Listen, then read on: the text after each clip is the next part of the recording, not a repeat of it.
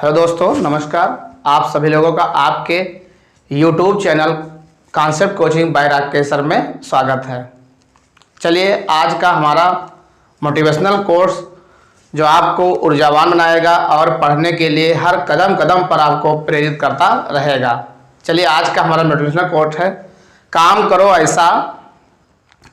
करो ऐसा कि पहचान बन जाए। काम करो ऐसा कि पहचान बन जाए, चलो ऐसे कि निशान बन जाए। चलो ऐसे कि निशान बन जाए। अरे जिंदगी तो हर कोई काट लेता है। अरे जिंदगी तो हर कोई काट लेता है।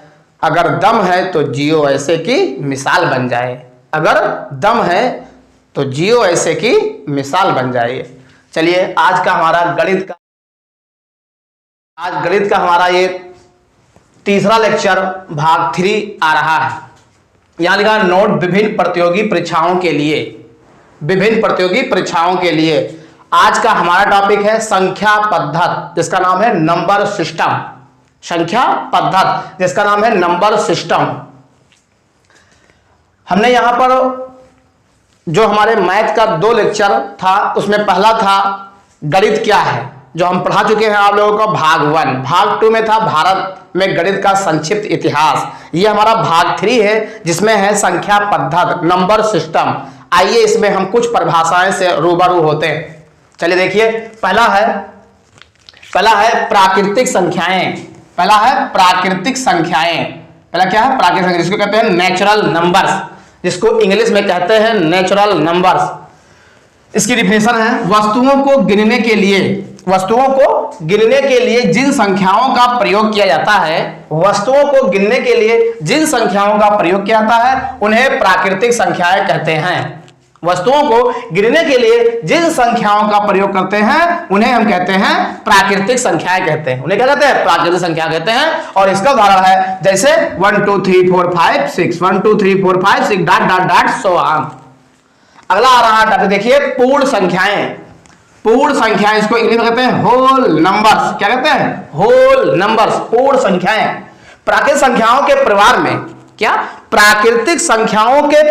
में शून्य को मिला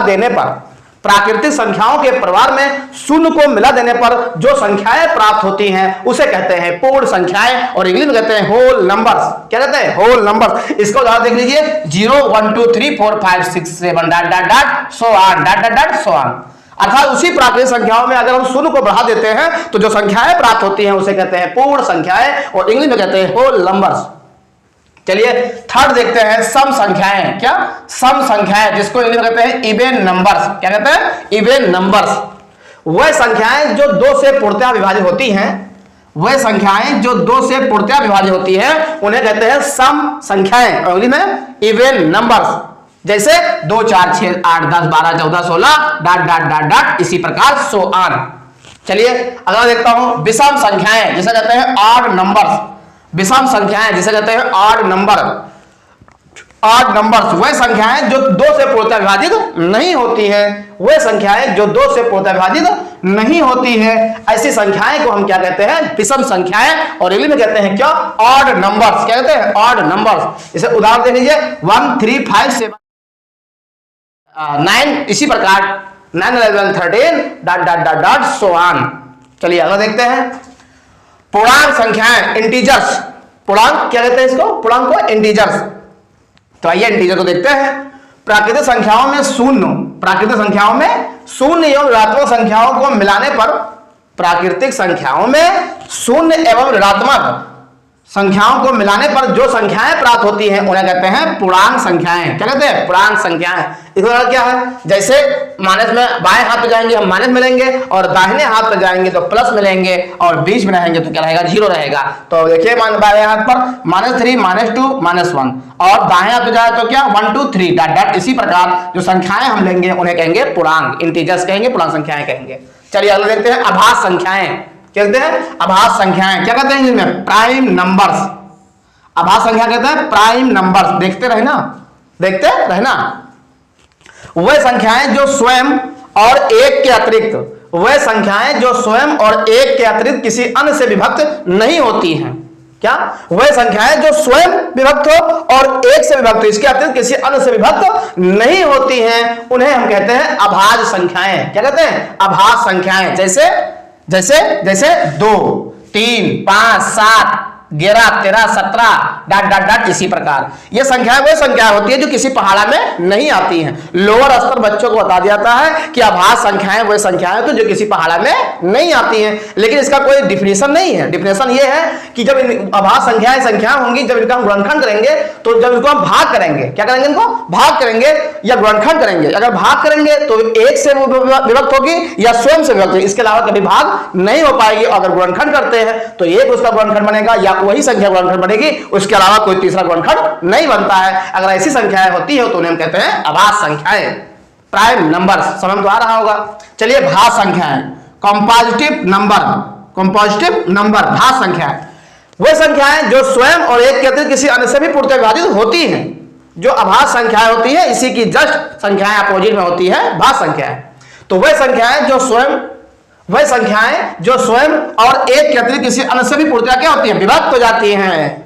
वह संख्याएं जो स्वयं और एक के अतिरिक्त किसी अन्य संख्याएं से भी पूर्णतः क्या होती हैं? विभक्त होती है। अर्थात जब इनका गुणनखंड करेंगे तो इनका गुणनखंड 2 से अधिक आएगा, अधिक गुणनखंड होंगे। 2 से अधिक गुणनखंड वाले जो संख्याएं होती हैं वही कहते हैं भाज्य संख्याएं। उन्हें क्या कहते हैं? भाज्य संख्याएं। इसमें क्या है? सबसे छोटी भाज्य संख्या 4। तो 4, 6, 8, 10, 12, 4, 6, 8 और इसके बीच में और हो सकते हैं 4, 6, 8 और एक भाज्य संख्याएं और हम बता सकते हैं 9। क्या है? 9। तो 4, 6, 8, 9, 10, 11 नहीं है, 12, 13 नहीं है, 14 ऐसे डाट डाट इसी प्रकार होगा, 15 भी है भाज्य संख्या है। ठीक, तो ये भाज्य संख्याएं कहेंगे। क्या कहेंगे हम? भाज्य संख्या। अब आइए अगला, प्रमेय संख्याएं, जिसे रोटेशनल नंबर कहते हैं। क्या कहते हैं? रोटेशनल नंबर, प्रमेय संख्याएं। वह संख्याएं जिन्हें p बटे q के रूप में लिखा जा सकता है। वह संख्याएं जिन्हें p बटे q के रूप में लिखा जा सकता है और जहां p और q क्या है? पूर्णांक है। अयोग q नॉट इक्वल 0 हो, अगर ये शर्तें लागू होती है तो इन्हें हम क्या कहते हैं? प्रमेय संख्या कहते हैं। जैसे 3/4, 6/5, 7/8 इसी प्रकार dot dot dot so on, इसी प्रकार dot dot dot so on. आइए अप्रमेय संख्याएं। अप्रमेय संख्या इररेशनल नंबर, इररेशनल नंबर अप्रमेय संख्या कैसी होती है? वह संख्या जिन्हें p बटे q के रूप में लिखा नहीं जा सकता है, उन्हें लिखा नहीं जा सकता है, उन्हें हम कहेंगे अप्रमेय संख्याएं। जैसे √2, √5, 1/√2, 1/√7 डाट डाट डाट डाट इसी प्रकार। इन्हें हम p बटे q के रूप में लिख नहीं सकते हैं और जिन्हें हम p बटे q के रूप में नहीं लिख सकते हैं उन्हें हम कहते हैं अप्रमेय संख्याएं। जिन्हें हम p बटे q के रूप में नहीं लिख सकते हैं उन्हें हम कहते हैं अप्रमेय संख्याएं। और इसका उदाहरण होता है √2, √5, 1/√2, 1/√7 डाट डाट डाट इसी प्रकार स्वान। आइए वास्तविक संख्याएं, रियल नंबर। आ जाइए वास्तविक संख्याएं, रियल नंबर। वास्तविक संख्या क्या कहेंगे? Real number. तो ये किससे मिलकर बनती हैं? वास्तविक संख्याएं, प्रमेय संख्याएं, सभी प्रमेय संख्या तथा अप्रमेय संख्याओं को अगर मिला दें, प्रमेय संख्याएं तथा अप्रमेय संख्याओं को मिला दें तो जो संख्याएं प्राप्त होती है उन्हें कहते हैं वास्तविक संख्याएं। इंग्लिश में क्या कहते हैं? Real numbers, real numbers.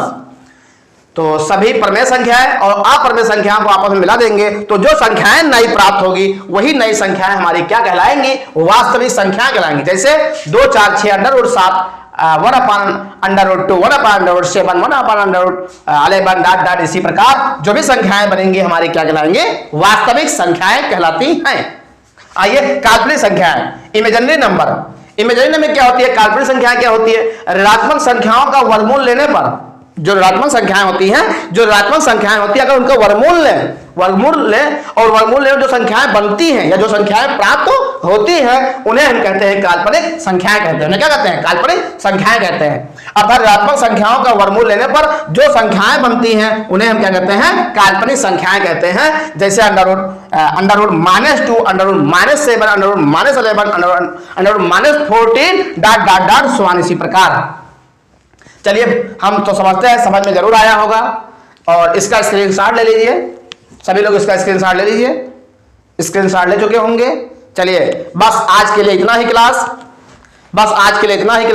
हम बस इतना कहना चाहते हैं कि आप सभी लोग मेरे इस वीडियो को जो देख रहे हैं और देखने के बाद जो वीडियो आप लोग देखते हैं, उसका नोट्स जरूर बनाते रहें, अपने भविष्य के लिए उसको रखते रहें, और रख लेंगे तो यही आपका धरोहर रहेगा जो किसी कंपटीशन में काम आएगा, और आप लोग आगे बढ़ते रहिए।